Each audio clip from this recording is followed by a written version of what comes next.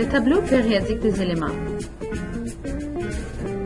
En 1869, un chimiste russe nommé Dmitri Mendeleev a créé le tableau périodique. Il a commencé en plaçant les éléments qui sont déjà trouvés dans le monde par propriétés semblables. Alors, il a placé par exemple le bore, le carbone, l'azote ensemble. Chacune de ces colonnes, on retrouve des éléments semblables. Depuis ce temps-là, le tableau périodique s'est beaucoup changé. Il y a beaucoup plus d'éléments qui se sont découverts. Il y a même des éléments qui sont produits par l'humain, qu'on les appelle les éléments synthétiques. Commençons en écrivant sur notre feuille l'information suivante. Alors, nous avons les périodes qui sont des rangées, comme celle horizontale. Donc, par exemple, chacune de ces périodes, ici, 1, 2, 3, 4, 5, 6, 7, représente aussi le nombre de niveaux d'énergie autour du noyau. Donc, par exemple, le néon, qui est sur la deuxième période, a 2 niveaux d'énergie. L'argon, qui est sur le troisième niveau, a 1, 2, 3 niveaux d'énergie. Le tableau périodique a aussi des familles qui sont regroupées verticalement. Ce sont des colonnes. Et c'est celles-là qui sont regroupées par propriétés semblables. Je vous invite à écrire les chiffres sur les côtés pour que ce soit facile à repérer les éléments après. Alors, nous avons 7 périodes. Et je vous invite à écrire aussi le numéro des familles, de 1 à 18. 1, 2, 3, 4, jusqu'à 18.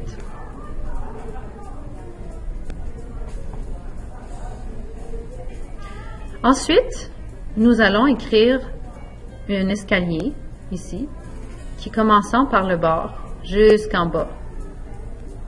Cet escalier va délimiter les catégories suivantes, les métaux qui sont à gauche, qui sont majoritairement solides, et les non-métaux qui sont gazeux à droite.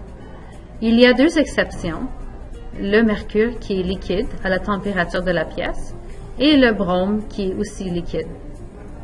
Nous retrouvons aussi les métalloïdes qui sont des éléments qui sont aussi semi-métaux qui sont en jaune, en bleu ici. Voici certaines propriétés des métaux. Les métaux tels que le cuivre et l'aluminium ont un éclat métallique, éclat brillant. C'est-à-dire, qu'ils sont brillants comme l'aluminium qu'on voit ici. Les non-métaux, par exemple, sont ternes, sont morts, ils n'ont pas d'éclat. Les métaux conduisent l'électricité et la chaleur. Pensez au cuivre. On utilise le cuivre pour faire des fils électriques. Aussi, ils réagissent aux acides. Ils vont à une réaction chimique en créant des bulles. Les bulles sont le gaz d'hydrogène qui sont produits. Finalement, ils sont malléables, c'est-à-dire qu'ils ne sont pas faciles à casser et on peut facilement changer de forme, tandis que les non-métaux sont cassables.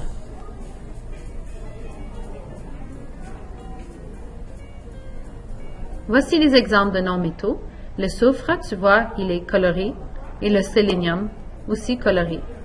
Et vous voyez, on peut facilement le casser, il n'est pas malléable. Alors, simplement, les propriétés des non-métaux sont opposées aux métaux. Les métalloïdes, maintenant, sont des éléments qui possèdent au moins une propriété métallique et une propriété non métallique. C'est-à-dire qu'ils peuvent être métalliques comme ceux-là, comme le silicium et le bore, mais ne conduisent pas l'électricité comme les autres.